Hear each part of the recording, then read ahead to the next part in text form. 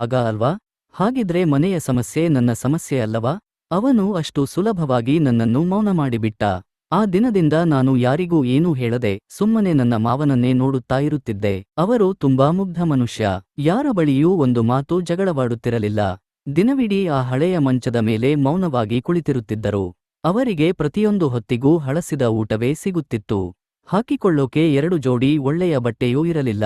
ಮನೆಯಲ್ಲಿ ದುಡ್ಡಿನ ಕೊರತೆ ಇಲ್ಲದಿದ್ದರೂ ಅವರ ಪರಿಸ್ಥಿತಿ ಮಾತ್ರ ಹೀಗಿತ್ತು. ನಾನು ತೀರ್ಮಾನಿಸಿದೆ, ಇನ್ನು ನಾನು ಸುಮ್ಮನಿರಲ್ಲ. ನನ್ನ ನಾದಿನಿಯರ ಜೊತೆ ಮಾತನಾಡಬೇಕು ಅಂತ ನಿರ್ಧರಿಸಿದೆ. ಮಕ್ಕಳಿಗೆ ತಮ್ಮ ತಂದೆ ಅಂದ್ರೆ ತುಂಬಾ ಪ್ರೀತಿ ಇರಬೇಕು. ಆದ್ರೆ ಇಲ್ಲಿ ಅವರ ತಂದೆಗೆ ಇಷ್ಟು ಕೆಟ್ಟ ಪರಿಸ್ಥಿತಿ ಇದ್ದರೂ ಯಾರೂ ಏನೂ ಹೇಳುತ್ತಿರಲಿಲ್ಲ. ಒಂದು ಕಡೆ ಅತ್ತೆ ನನ್ನ ಜೊತೆ ತುಂಬಾ ಚೆನ್ನಾಗಿ ನಡೆದುಕೊಳ್ಳುತ್ತಿದ್ದರು. ನನಗೆ ಒಳ್ಳೆಯ ಊಟ, ಹಣ್ಣು ಏನಾದರೂ ಇದ್ದರೆ ಮೊದಲು ನನಗೆ ಕೇಳುತ್ತಿದ್ದರು. ಆದ್ರೆ ತಮ್ಮ ಗಂಡನ ಜೊತೆ ಮಾತ್ರ ಇಷ್ಟು ಕೆಟ್ಟದಾಗಿ ಯಾಕೆ ನಡೆದುಕೊಳ್ಳುತ್ತಿದ್ದರು ಅನ್ನೋದು ನನಗೆ ಅರ್ಥವಾಗುತ್ತಿರಲಿಲ್ಲ. ಅವರು ಮಾವನನ್ನ ಪ್ರತಿಯೊಂದು ಮಾತಿಗೂ ಬೈಯುತ್ತಿದ್ದರು. ಅವರ ಮುಂದೆ ಹಳಸಿದ ಊಟ ಇಡುತ್ತಿದ್ದರು. ಒಳ್ಳೆಯ ಬಟ್ಟೆಯನ್ನೂ ಕೊಡುತ್ತಿರಲಿಲ್ಲ. ಒಂದು ದಿನ ನನ್ನ ನಾದಿನಿ ರೂಹಿಗೆ ಮದುವೆ ಸಂಬಂಧ ಬಂತು. ಅದೊಂದು ದಿನ ಸಂಬಂಧಿಕರು ಹುಡುಗಿಯನ್ನು ನೋಡಲು ಮನೆಗೆ ಬಂದಿದ್ದರು. ಆದ್ರೆ ನನ್ನ ಅತ್ತೆ ನನ್ನ ಮಾವನನ್ನು ಮನೆಗೆ ಬರಲು ಬಿಡಲೇ ಇಲ್ಲ. ಸಂಬಂಧಿಕರು ಬಂದು ಹೋಗಿಬಿಟ್ಟರು. ರೂಹಿಯ ಮದುವೆಯೂ ಫಿಕ್ಸ್ ಆಯಿತು. ಆದ್ರೆ ಅವರು ಮಾವನನ್ನು ನೋಡಲೇ ಇಲ್ಲ. ಒಮ್ಮೆ ನಾನು ಅತ್ತೆಗೆ, ಅಮ್ಮ, ರೂಹಿಯ ಮದುವೆ ಆಗ್ತಿದೆ. ಆದ್ರೆ ಪಾಪ, ಹುಡುಗನ ಮನೆಯವರು ಇನ್ನೂ ಅಪ್ಪನನ್ನ ನೋಡೇ ಇಲ್ಲವಲ್ಲ ಅಂತ ಕೇಳಿದೆ. ಅವರು ನನ್ನ ಕಡೆ ವಿಚಿತ್ರವಾಗಿ ನೋಡಿ, ರೂಹಿಯ ಸಂಬಂಧ ಆಗಿದೆ. ಮದುವೆ ದಿನ ಅವರ ಅಪ್ಪನನ್ನು ನೋಡ್ತಾರೆ ಬಿಡು ಅಂದರು. ಅದನ್ನು ಕೇಳಿ ನಾನು ಬೆಚ್ಚಿಬಿದ್ದೆ. ಒಬ್ಬ ತಂದೆ ತನ್ನ ಮಗಳ ಮದುವೆ ದಿನವೇ ತನ್ನ ಭಾವಿ ಅಳಿಯನನ್ನ ನೋಡಬೇಕಾ? ರೂಹಿಯ ಮದುವೆಯ ತಯಾರಿ ಜೋರಾಗಿ ನಡೆಯುತ್ತಿತ್ತು. ಒಂದು ದಿನ ನಾನು ರೂಹಿಯ ಬಳಿಯೂ ಈ ವಿಷಯ ಹೇಳಿದೆ. ರೂಹಿ, ನಿಮ್ಮ ಅಪ್ಪನ ಜೊತೆ ಹೀಗೆ ಯಾಕೆ ನಡೆದುಕೊಳ್ತೀರಾ? ನೀವು ಯಾರೂ ಏನೂ ಹೇಳಲ್ಲ ಯಾಕೆ? ಅವಳು ಕೂಡ ಅರ್ಜುನ್ ಹೇಳಿದ ಮಾತನ್ನೇ ಹೇಳಿದಳು. ಭಾಭಿ, ಇದು ಅಮ್ಮ ಅಪ್ಪನ ಮಧ್ಯದ ವಿಷಯ. ನೀವು ಇದರಿಂದ ದೂರ ಇರುವುದು ಒಳ್ಳೆಯದು. ಅಮ್ಮಗೆ ನೀವು ಈ ವಿಷಯದಲ್ಲಿ ತಲೆ ಹಾಕ್ತಿದ್ದೀರಾ ಅಂತ ಗೊತ್ತಾದ್ರೆ ನಿಮ್ಮ ಜೊತೆಗೂ ಕೆಟ್ಟದಾಗಿ ನಡೆದುಕೊಳ್ಳಬಹುದು. ಅವಳ ಮಾತು ಕೇಳಿ ನಾನು ಮತ್ತೆ ಮೌನವಾಗಿಬಿಟ್ಟೆ. ಅವಳು ಹೇಳಿದ್ದು ನಿಜವೂ ಆಗಿರಬಹುದು. ಅತ್ತೆ ನನ್ನನ್ನು ಶತ್ರು ಅಂತ ನೋಡಲು ಶುರು ಮಾಡಿದ್ರೆ ನನ್ನ ಪರಿಸ್ಥಿತಿಯೂ ಮಾವನಂತೆಯೇ ಆಗಬಹುದು. ಒಂದು ದಿನ ಮಧ್ಯಾಹ್ನ ಅತ್ತೆಗೆ ಮಾರುಕಟ್ಟೆಗೆ ಹೋಗಬೇಕಾಯಿತು. ರೂಹಿಯ ಮದುವೆ ತಯಾರಿ ಇದ್ದುದರಿಂದ ಪ್ರತಿದಿನವೂ ಅವರು ಮಾರುಕಟ್ಟೆಗೆ ಹೋಗುತ್ತಿದ್ದರು. ಆ ದಿನ ಮನೆಯಲ್ಲಿ ನಾನು ಮತ್ತು ಮಾವ ಮಾತ್ರ ಇದ್ದೆವು. ನಾನು ಕಿಚನ್ನಲ್ಲಿ ಉಳಿದಿದ್ದ ಹಳೆಯ ಊಟವನ್ನೆಲ್ಲ ತೆಗೆದುಕೊಂಡು ಮನೆಯ ಮೇಲ್ಛಾವಣಿಗೆ ಹೋಗಿ ಹಾಕಿಬಿಟ್ಟೆ. ಇನ್ನು ಮಾವ ಈ ಕೆಟ್ಟ ವಾಸನೆಯ ಊಟ ತಿನ್ನಬೇಕಾಗಿಲ್ಲ ಅಂತ ಮನಸ್ಸಿನಲ್ಲಿ ಅಂದುಕೊಂಡೆ. ಆದ್ರೆ ಇದು ನನ್ನ ದೊಡ್ಡ ತಪ್ಪಾಗುತ್ತದೆ ಅಂತ ನನಗೆ ಗೊತ್ತಿರಲಿಲ್ಲ. ಆ ಊಟವನ್ನು ಎಸೆದ ನಂತರ ನಾನು ಎಲ್ಲಾ ಪಾತ್ರೆಗಳನ್ನು ತೊಳೆದು ಕಿಚನ್ ಕ್ಲೀನ್ ಮಾಡಿದೆ. ಆಮೇಲೆ ರಾತ್ರಿ ಊಟದ ತಯಾರಿ ಶುರು ಮಾಡಿದೆ. ಅತ್ತೆ ರೂಹಿ ಮತ್ತು ಚಿಕ್ಕ ನಾದಿನಿಯನ್ನು ಕರೆದುಕೊಂಡು ಮಾರುಕಟ್ಟೆಗೆ ಹೋಗಿದ್ದರು. ಅವರು ಬರುವಷ್ಟರಲ್ಲಿ ನಾನು ರಾತ್ರಿ ಊಟವನ್ನೂ ಮಾಡಿಬಿಟ್ಟೆ. ಇವತ್ತು ಮಾವನಿಗೂ ಎಲ್ಲರಂತೆ ತಾಜಾ ಊಟ ಸಿಗುತ್ತೆ ಅಂತ ನನಗೆ ತುಂಬಾ ಖುಷಿಯಾಗಿತ್ತು. ಆದ್ರೆ ರಾತ್ರಿ ಊಟದ ಸಮಯದಲ್ಲಿ ನಾನು ನೋಡಿದ ದೃಶ್ಯ ನನ್ನ ಕಣ್ಣುಗಳನ್ನೇ ನಂಬದಂತೆ ಮಾಡಿತು. ಅತ್ತೆ ಮತ್ತೆ ಮಾವನ ಮುಂದೆ ಒಂದು ಪ್ಲೇಟ್ ಇಟ್ಟಿದ್ದರು. ಅದರೊಳಗೆ 2 ಕಚ್ಚಾ ತರಕಾರಿಗಳು ಮತ್ತು ಕಚ್ಚಾ ಹಿಟ್ಟು ಇತ್ತು. ಅದನ್ನ ನೋಡಿದ ನನ್ನ ಮೈ ಜುಮ್ಮೆಂದಿತು. ಅತ್ತೆ ಮಾವನನ್ನು ಬೈಯುತ್ತಾ, ನಿನಗೆ ತಾಜಾ ಊಟ ತಿನ್ನೋ ಆಸೆ ತುಂಬಾ ಆಗಿದೆಯಾ? ಈಗೋ ತಾಜಾ ಊಟ ಮಾಡು. ನೀನೇ ಬೇಕು ಅಂತ ಹಳೆಯ ಊಟವನ್ನು ಮೇಲ್ಛಾವಣಿಗೆ ಎಸೆದಿಯಲ್ಲ, ಈಗ ಇದನ್ನೇ ತಿನ್ನು ಅಂದರು. ನನ್ನ ಕೈಕಾಲು ನಡುಗತೊಡಗಿದವು. ಯಾಕಂದ್ರೆ ಆ ಊಟವನ್ನು ಎಸೆದದ್ದು ನಾನೇ. ಆದ್ರೆ ಆ ಕ್ಷಣದಲ್ಲಿ ಅತ್ತೆಗೆ ಸತ್ಯ ಹೇಳೋ ಧೈರ್ಯ ನನಗಿರಲಿಲ್ಲ. ನನ್ನ ಗಂಟಲಲ್ಲಿ ಒಂದು ತುತ್ತು ಇಳಿಯಲಿಲ್ಲ. ನಾನು ಸುಮ್ಮನೆ ಎದ್ದು ನನ್ನ ಕೋಣೆಗೆ ಹೋಗಿಬಿಟ್ಟೆ. ಅರ್ಜುನ್ ನಾನು ಊಟ ಮಾಡಿಲ್ಲ ಅನ್ನೋದನ್ನ ಗಮನಿಸಿದ್ದ. ಆದ್ರೆ ಎಲ್ಲರ ಮುಂದೆ ಏನೂ ಹೇಳಲಿಲ್ಲ. ರಾತ್ರಿ ನಾನು ಕೋಣೆಗೆ ಬಂದ ಮೇಲೆ ಅವನು, ನೀನು ಊಟ ಯಾಕೆ ಮಾಡಿಲ್ಲ ಅಂತ ಕೇಳಿದ. ನನಗೆ ಅವನ ಮೇಲೆ ತುಂಬಾ ಕೋಪ ಬಂದಿತ್ತು. ನಿಮ್ಮ ಅಪ್ಪನ ಜೊತೆ ಹೀಗೆ ಆಗ್ತಿದ್ರೂ ನೀವು ಹೇಗೆ ಸುಮ್ಮನೆ ನೋಡ್ತೀರಾ? ಅಷ್ಟರಲ್ಲಿ ನನ್ನ ಕಣ್ಣಿಂದ ನೀರು ಹರಿಯತೊಡಗಿತು. ನಾನು ಅರ್ಜುನ್ಗೆ, ನನಗೆ ಭಯವಾಗ್ತಿದೆ. ನಾಳೆ ನಮಗೆ ಒಬ್ಬ ಮಗ ಹುಟ್ಟಿದ್ರೆ ಅವನು ನಿಮ್ಮ ಹಾಗೆ ಆಗಿ ನಿಮ್ಮನ್ನೇ ಒಂದೊಂದು ತುತ್ತಿಗಾಗಿ ಕಾಯಿಸಿಬಿಟ್ಟರೆ ಅಂತ ಕೇಳಿದೆ. ಅರ್ಜುನ್ ಬೆಚ್ಚಿಬಿದ್ದ. ನಿನಗೆ ಹುಚ್ಚು ಹಿಡಿದಿದೆಯಾ? ಏನೇನು ಮಾತಾಡ್ತಿದ್ದೀಯಾ? ನನ್ನ ಮಕ್ಕಳು ನನ್ನ ಜೊತೆ ಹೀಗೆ ಯಾಕೆ ಮಾಡ್ತಾರೆ? ನಾನು ಅಳುತ್ತಾ ಅವನ ಕಡೆ ನೋಡಿ, ನೀವು ನಿಮ್ಮ ಅಪ್ಪನ ಜೊತೆ ಹೀಗೆ ಆಗ್ತಿರೋದನ್ನ ನೋಡಿಕೊಂಡು ಸುಮ್ಮನೆ ಇರಬಲ್ಲಿರಾದ್ರೆ ನಿಮ್ಮ ಮಕ್ಕಳು ನಿಮ್ಮ ಜೊತೆ ಹೀಗೆ ಮಾಡಬಾರದು ಅನ್ನೋದು ಹೇಗೆ ಸಾಧ್ಯ? ನೀವು ಇವತ್ತು ಏನು ಮಾಡ್ತೀರೋ ನಾಳೆ ಅದೇ ನಿಮ್ಮ ಮುಂದೆ ಬರಬಹುದು. ಅರ್ಜುನ್ ಏನೂ ಹೇಳಲಿಲ್ಲ. ನಿನಗೆ ಏನೂ ಗೊತ್ತಿಲ್ಲ ಅಂದ್ರೆ ಅದರ ಬಗ್ಗೆ ಮಾತಾಡಬೇಡ, ಸುಮ್ಮನೆ ಮಲಗು ಅಂತ ಹೇಳಿ ಮಲಗಿಬಿಟ್ಟ. ಆದ್ರೆ ನನಗೆ ನಿದ್ರೆ ಬರಲಿಲ್ಲ.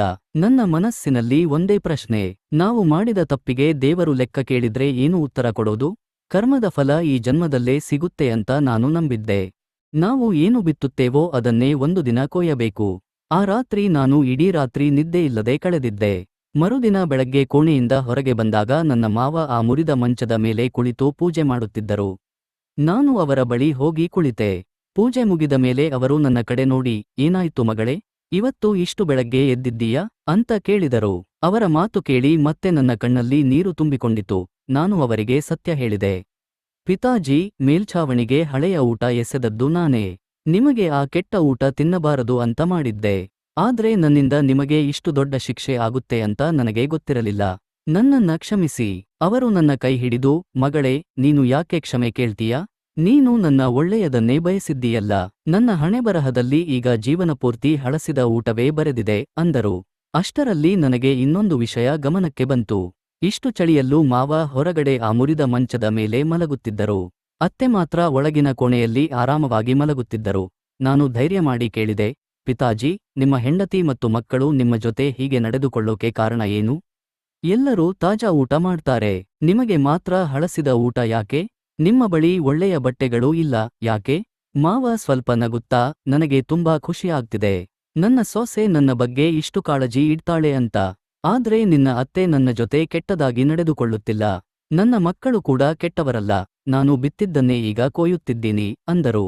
ಅವರ ಮಾತು ಕೇಳಿ ನನಗೆ ಏನೂ ಅರ್ಥವಾಗಲಿಲ್ಲ. ನೀವು ಇಷ್ಟು ಕಷ್ಟ ಅನುಭವಿಸಿದ್ರೂ ನಿಮ್ಮ ಹೆಂಡತಿ ಮಕ್ಕಳ ಮೇಲೆ ನಿಮಗೆ ಕೋಪ ಇಲ್ಲವಾ? ಅವರು ನಿಧಾನವಾಗಿ ತಮ್ಮ ಹಳೆಯ ಜೀವನದ ಕಥೆಯನ್ನು ಹೇಳಲು ಶುರುಮಾಡಿದರು. ನಾನು ನಿನ್ನ ಅತ್ತೆಯನ್ನು ಮದುವೆಯಾಗುವಾಗ ನಮ್ಮಿಬ್ಬರ ವಯಸ್ಸಿನ ನಡುವೆ ತುಂಬಾ ವ್ಯತ್ಯಾಸ ಇತ್ತು. ಅವಳಿಗೆ ಕೇವಲ 16 ವರ್ಷ, ನನಗೆ 32 ವರ್ಷ. ನನ್ನ ತಾಯಿ ನನ್ನ ಮದುವೆಯನ್ನು ಬೇಕಂತಲೇ ತಡ ಮಾಡಿದ್ದಳು. ಯಾಕಂದ್ರೆ ನಾನು 6 ಜನ ಅಕ್ಕ ತಂಗಿಯರಿಗೆ ಒಬ್ಬನೇ ಅಣ್ಣ. ಮನೆಯಲ್ಲಿದ್ದ ಏಕೈಕ ಸಂಪಾದನೆ ನನ್ನದೇ. ಮೊದಲು ನನ್ನ ದುಡ್ಡಿನಲ್ಲಿ ಮನೆ ಕಟ್ಟಿಸಿದಳು. ನನ್ನ 6 ಜನ ಅಕ್ಕ ತಂಗಿಯರ ಮದುವೆ ಮಾಡಿದಳು. ಆಮೇಲೆ ನನ್ನ ಮದುವೆ ಮಾಡಿಸಿದಳು. ನನ್ನ ತಾಯಿ ತುಂಬಾ ಚಿಕ್ಕ ವಯಸ್ಸಿನ ಹುಡುಗಿಯನ್ನು ಮದುವೆ ಮಾಡಿ ಮನೆಗೆ ತರಬೇಕು ಅಂತ ಬಯಸಿದ್ದಳು. ಅವಳನ್ನ ಸುಲಭವಾಗಿ ತನ್ನ ಹಿಡಿತದಲ್ಲಿ ಇಟ್ಟುಕೊಳ್ಳಬಹುದು ಅನ್ನೋದು ಅವಳ ಲೆಕ್ಕ. ನಿನ್ನ ಅತ್ತೆ ಮನೆಗೆ ಬಂದ ಮೊದಲ ದಿನದಿಂದಲೇ ನನ್ನ ತಾಯಿಯ ಕೈಕೆಳಗೆ ಕೆಲಸ ಮಾಡೋ ಕೆಲಸದಾಳಿನಂತಾಗಿ ಬಿಟ್ಟಳು. ಅವಳಿಗೆ ಸರಿಯಾಗಿ ಊಟಕ್ಕೂ ಕೊಡುತ್ತಿರಲಿಲ್ಲ. ಮನೆಯಲ್ಲಿ ಮಾಡಿದ ಒಳ್ಳೆಯ ಊಟವನ್ನೆಲ್ಲ ನನ್ನ ಅಕ್ಕ ತಂಗಿಯರ ಮನೆಗೆ ಕಳಿಸುತ್ತಿದ್ದರು. ನಿನ್ನ ಅತ್ತೆಯ ಪಾಲಿಗೆ ಯಾವಾಗಲೂ ಉಳಿದ, ಹಳಸಿದ ಊಟವೇ ಬರುತ್ತಿತ್ತು. ಆದ್ರೆ ಅವಳು ಒಂದು ಮಾತು ಹೇಳಲಿಲ್ಲ. ನಾನು ಎಲ್ಲವನ್ನೂ ನೋಡಿದ್ದೆ. ಆದ್ರೆ ನನ್ನ ತಾಯಿಯ ಪರವಾಗಿ ನಿಂತು ಮೌನವಾಗಿದ್ದೆ. ನಿನ್ನ ಅತ್ತೆಗೆ ಕೇವಲ 17 ವರ್ಷ ಇದ್ದಾಗ ಅರ್ಜುನ್ ಹುಟ್ಟಿದ. ಸರಿಯಾಗಿ ಊಟ ಸಿಗದ ಕಾರಣ ಅವಳ ಆರೋಗ್ಯ ತುಂಬಾ ಹದಗೆಟ್ಟಿತ್ತು. ಆದ್ರೂ ಮನೆಯ ಎಲ್ಲಾ ಕೆಲಸ ಅವಳ ಮೇಲೆ ಇತ್ತು. ನನ್ನ 6 ಜನ ಅಕ್ಕ ತಂಗಿಯರು ಮನೆಗೆ ಬಂದಾಗ ಅವರಿಗೆ ಒಳ್ಳೆಯ ಅಡುಗೆ ಮಾಡಲಾಗುತ್ತಿತ್ತು. ಆದ್ರೆ ನಿನ್ನ ಅತ್ತೆ ದಿನವಿಡೀ ಕಿಚನ್ನಲ್ಲಿ ಕೆಲಸ ಮಾಡಿ ಕೊನೆಗೆ ತಿನ್ನೋಕೆ ಒಂದು ತುತ್ತು ಉಳಿಯದ ಪರಿಸ್ಥಿತಿ. ಅಷ್ಟೇ ಅಲ್ಲ, ಅರ್ಜುನ್ ಹುಟ್ಟಿದಾಗ ಅವನ ಜೊತೆ ಹುಟ್ಟಬೇಕಿದ್ದ ಅವನ ಜೋಡಿ ಸಹೋದರ ಆರೋಗ್ಯ ಸಮಸ್ಯೆಯಿಂದಾಗಿ ಹುಟ್ಟುವಾಗಲೇ ಸತ್ತು ಹೋದ. ಆ ಘಟನೆಯಿಂದ ನಿನ್ನ ಅತ್ತೆಯ ಆರೋಗ್ಯ ಇನ್ನಷ್ಟು ಹದಗೆಟ್ಟಿತು. ಅವಳು ಹಾಸಿಗೆ ಹಿಡಿದಳು.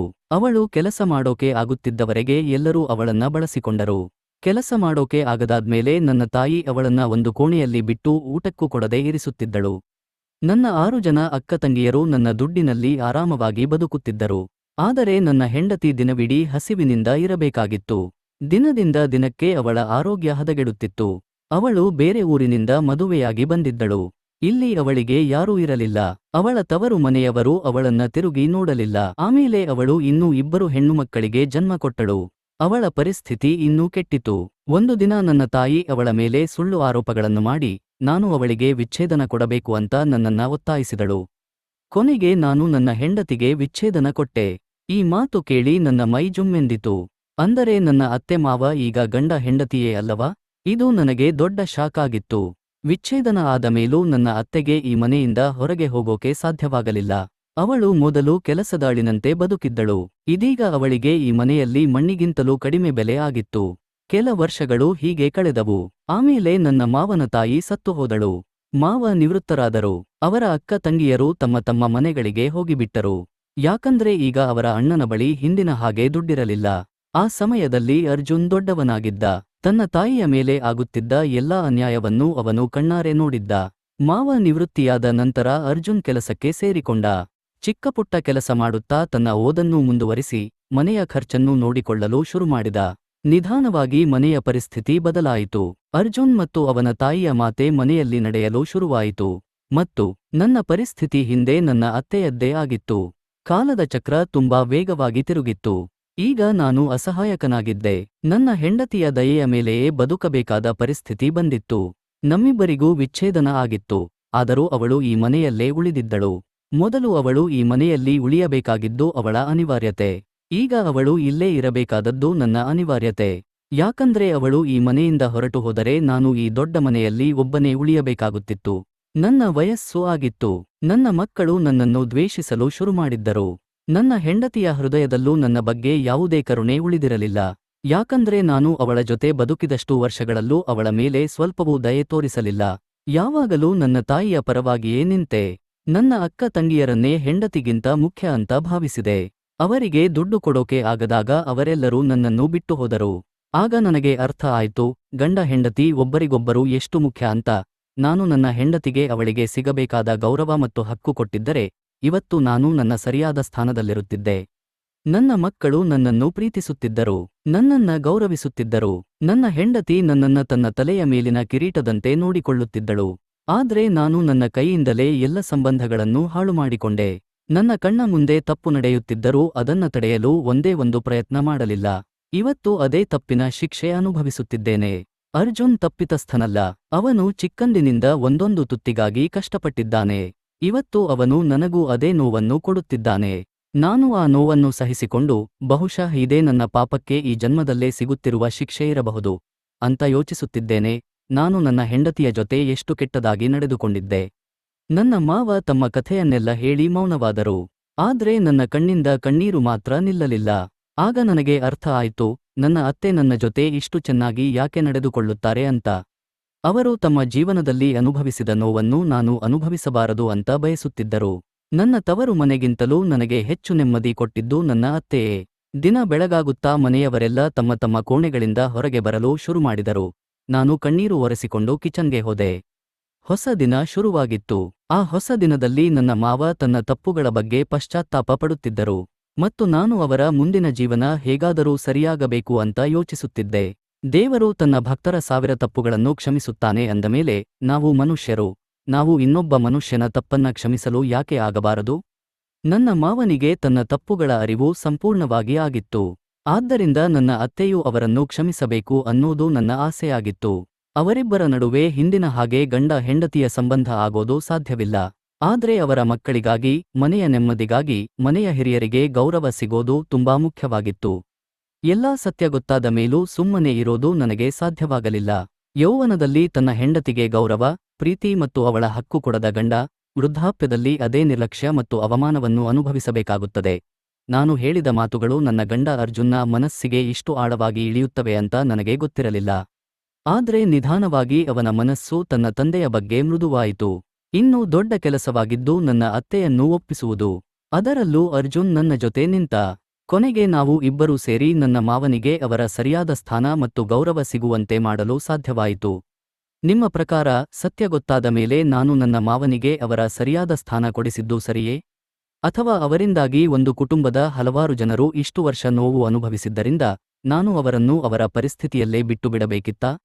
ನಿಮ್ಮ ಅಭಿಪ್ರಾಯವನ್ನು ಕಾಮೆಂಟ್ನಲ್ಲಿ ತಿಳಿಸಿ. ಸ್ನೇಹಿತರೆ, ನಮ್ಮ ಈ ಕಥೆ ನಿಮಗೆ ಇಷ್ಟವಾಗಿದೆ ಅಂತ ಭಾವಿಸುತ್ತೇನೆ. ಕಥೆ ಇಷ್ಟವಾಗಿದ್ದರೆ ವಿಡಿಯೋಗೆ ಲೈಕ್ ಮಾಡಿ. ನಮ್ಮ ಚಾನೆಲ್ಗೆ ಹೊಸಬರಾಗಿದ್ದರೆ ಚಾನೆಲ್ನು ಸಬ್ಸ್ಕ್ರೈಬ್ ಮಾಡಿ.